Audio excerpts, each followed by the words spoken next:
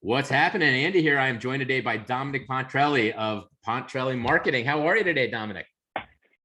Andy, I'm doing great. How are you doing? I am great. It is awesome to see you. I saw you a few weeks ago at ITEX. We talked about maybe getting together and doing a little video to catch up and find out what's happening down there. And I'm guessing you're in Georgia somewhere? Yes, just north of Atlanta, Georgia. I've been here for 31 years now. So 31 years. Great area. 31 years. And for 31 years, that was only part of your career, but your career, your background, you've been in this industry actually longer than me, which is nice to say. 34 years within the Ricoh You're just family. a kid. I'm still a kid. I'm still a You're kid. a kid. My kid is actually a kid, and he's here working for me now. So we are all moving along. But you started your career 34 years ago in the Ricoh family. Why don't you fill us in on your past and your background? I knew you as the VP. Was it a senior vice president, I think, of Ricoh's marketing department? You and I worked closely together when you were running that show. But you had a long history with Lanier and 3M before that. So give me a little bit. Give me the 30,000 foot on Dominic. Yeah. So 34 years was corporate. So I started in 1980. So how old were you in 1980? I right. was 10. So I started. I was 22, right out of college, and so anyhow, I started with 3M selling copiers, actually in the Bay Area. I'm born and raised in the East Bay in the San Leandro, Oakland area. So I had Silicon Valley as a territory, HP headquarters, all of that. So we were talking about the paperless office back in the early 80s. So spent time there. Harris 3M got together in 1986, right, when 3M was exiting the business and handing it over to Lanier. And so I was a district manager there for 4 years in San Francisco. And so the big move was the move to high volume marketing in Atlanta, our worldwide headquarters. And so came to Atlanta in 90, right, 31 years ago. And so a myriad of marketing related activities, went back to sales, professional services, global accounts, all those types of things. When we were acquired by Ricoh, around 2000, we were Lanier, and we were acquired, and it was interesting because we were sourcing equipment from Ricoh at the time, and we had some very, very tough negotiations with Ricoh with their digital lineup. And one of the toughest negotiations came out of Europe with their one of their executives, Nori Goto. And so Nori and I kind of clashed. And then lo and behold, Ricoh buys us, and guess who our CEO is? It's Nori Goto, right? So that was interesting.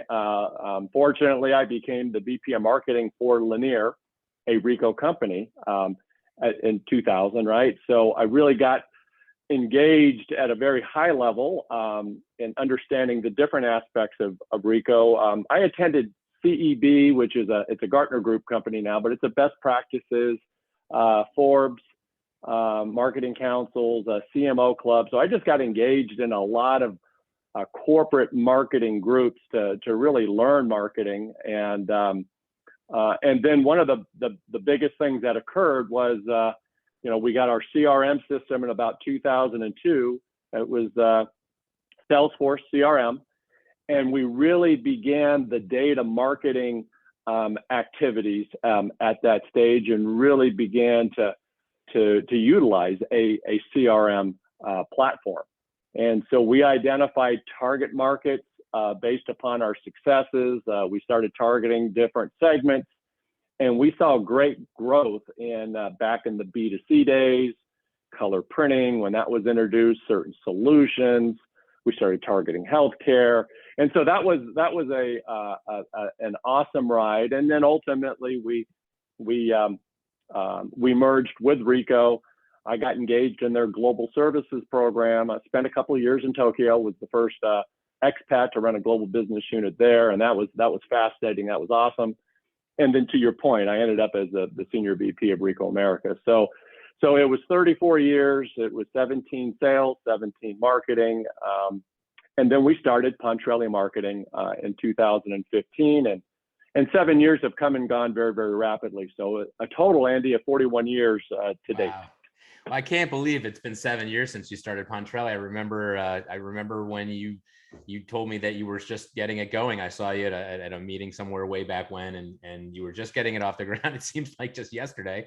So Pontrelli Marketing, you're obviously taking advantage of a rich history and just the different places and things that you saw during your career, from the acquisitions and just working in Japan. You know, obviously the education you got on this industry, it puts you in a place that's pretty unique among people. And so now we have your marketing organization, and you're working with dealers, right? And you've got some things that you do for them. So what are these things? What are these programs? What are these services that you guys are offering? You were starting to tell me about it at iTex, and that's kind of what led to this video, this interview. Right. Right. Well, you know, what we have seen, and historically, the independent dealers, right, they're resellers of technology. And there was a dependency on leveraging the manufacturer or the partner for marketing content and contests and incentives. And so as you know, as digital started moving forward and solutions and the utilization of websites and so forth, you know, it was evident that the dealer would really have to stand on its own brand, its own value proposition. And the reseller hadn't necessarily been exposed to marketing or had experience with marketing, again, because they leveraged their partners, you know, through the earlier days. So there was an opportunity, and I saw a lot of marketing services entities, which I'll call the art.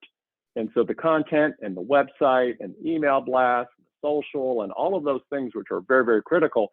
But there was a gap in what I'll call the science of marketing, and specifically data marketing for your customer base. And then most importantly, utilizing the CRM platform, which was not being utilized nearly as well as it could have been.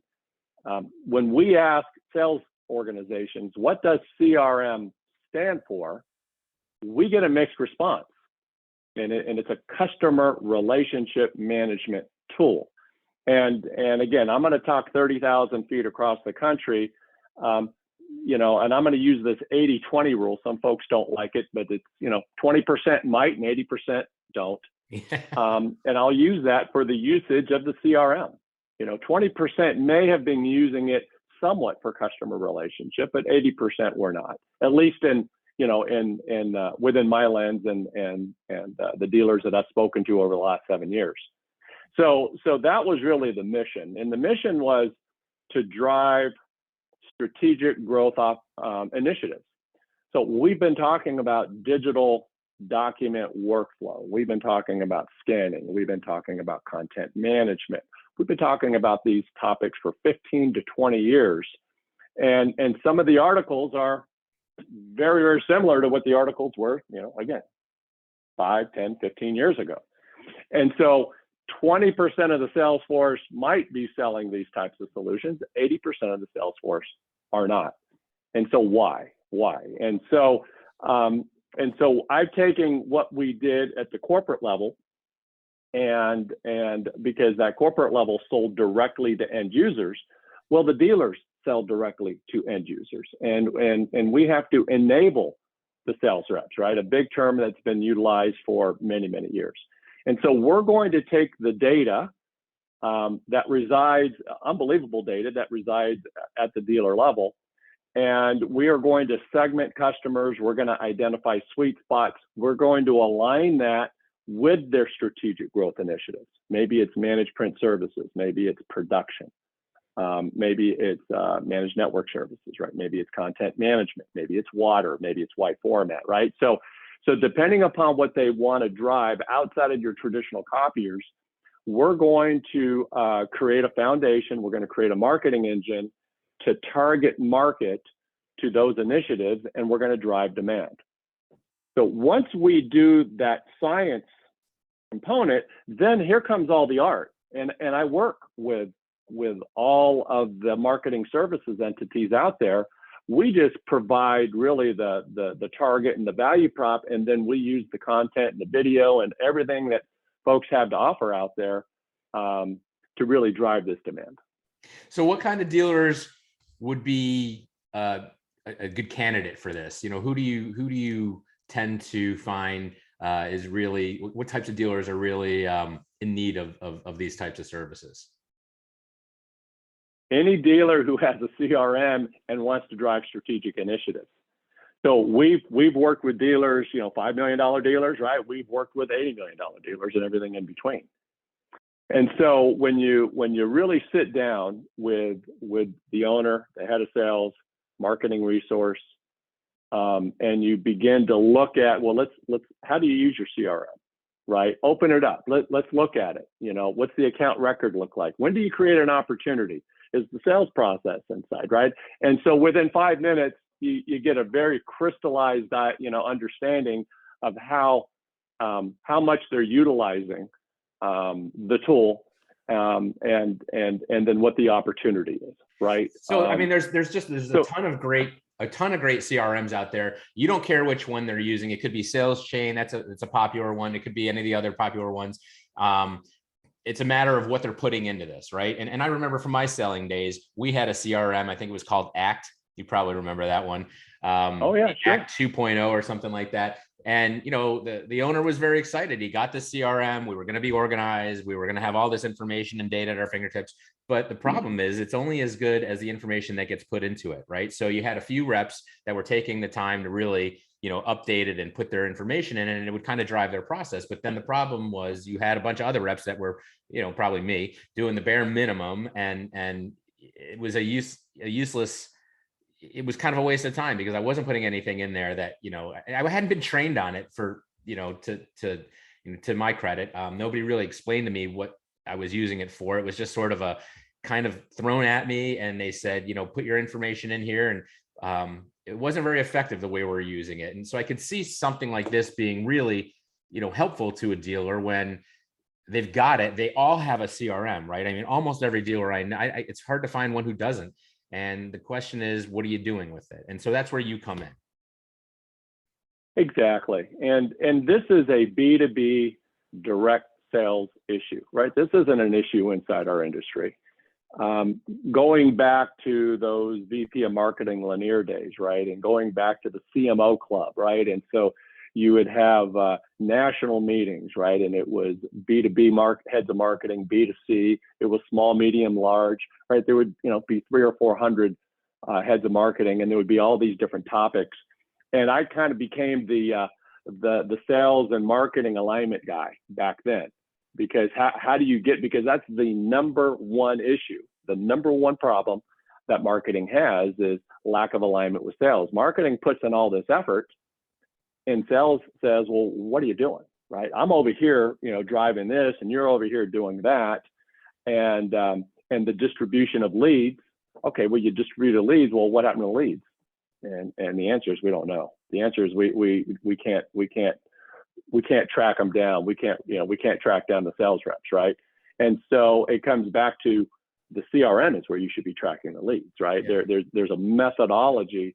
And so to your point, my job is to work with the independent dealer, and they could have a myriad of CRMs. They could have a myriad of marketing automation, right? Email blasts. They can have a myriad of different marketing services, content.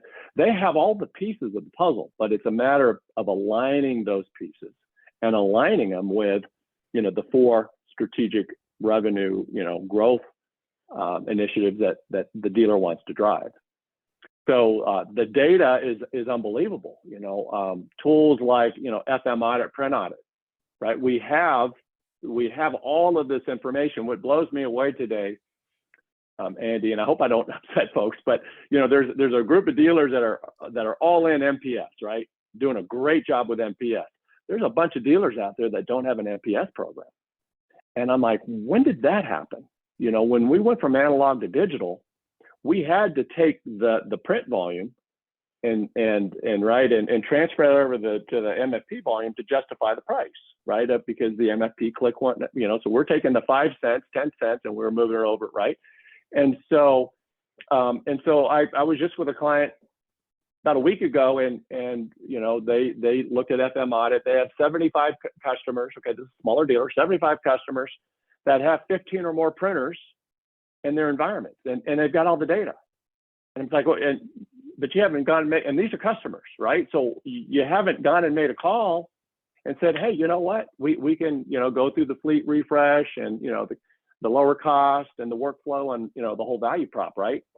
So the data, the data is there, right? The data is there. So my job is to pull these components, align them, and then let's take a very rifled approach. Target marketing is more effective, right, than the high level. I'm not saying that you don't do the high level, but it's a complementary. Let's go attack our customer base and let's double our MPS, our managed services, our production, whatever it is. We can double the number of customers that we've sold this stuff to. It's a very reasonable target to go after. Now, how does it work engaging? How does a dealer engage with you? What's the process like? Tell me about the steps that are involved and what they go through. So it starts, it's really a 4-step process. And, the graphic we put together on the website is the same graphic we've had for 7 years. The process is the process. This comes from kind of that CEB best practices.